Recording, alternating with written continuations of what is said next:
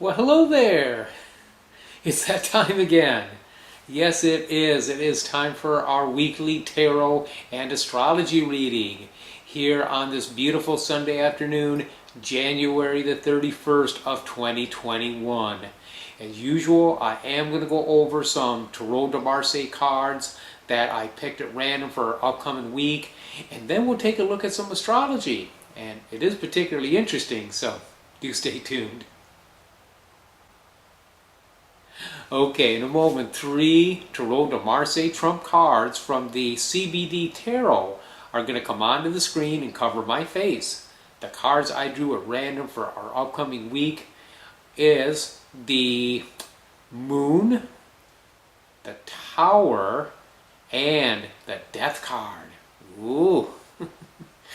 I'm not a fan of seeing the Moon come up in a reading because the Moon is delusion at times, confusion, dilemmas, no humanity here, just dogs barking at each other while man in the moon looks on and a crayfish comes out of the deep to check out the party.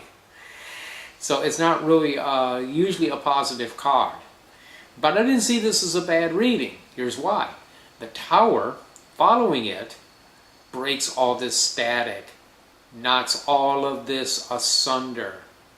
The lightning bolt striking the tower throws down the two dogs, now become people, and they're landing on their faces. So to me, this is a breaking of a faulty structure.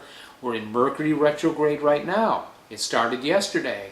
And that's characterized by fuzzy thinking, feeling a bit foggy.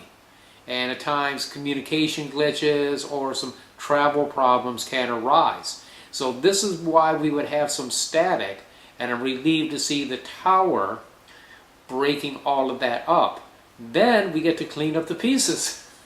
The Death card is sweeping away with his scythe, got all these body parts on the ground. It's like he's just kind of like looking forward to the future, moving on and sweeping away what's in front of him. So this is really cool, and it dovetails very well with the astrology, as we're going to see. Yes, that's right. We're in a waning moon right now.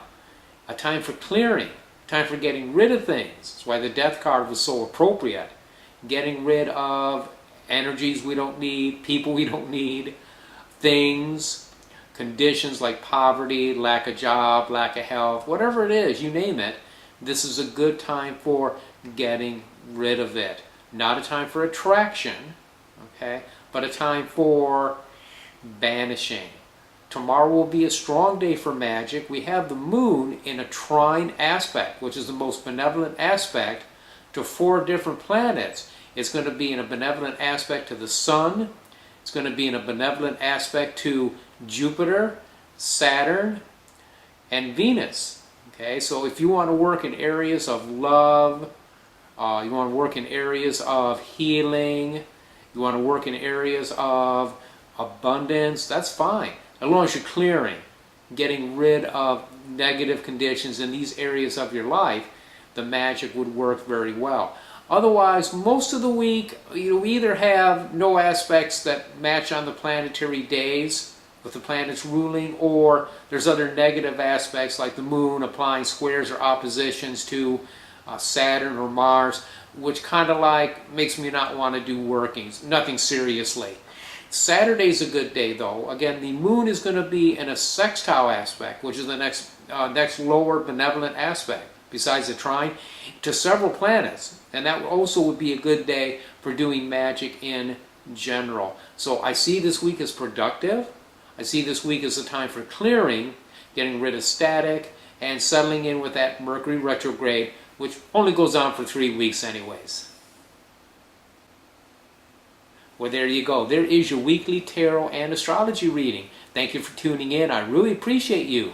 Till I see you next week, many, many blessings.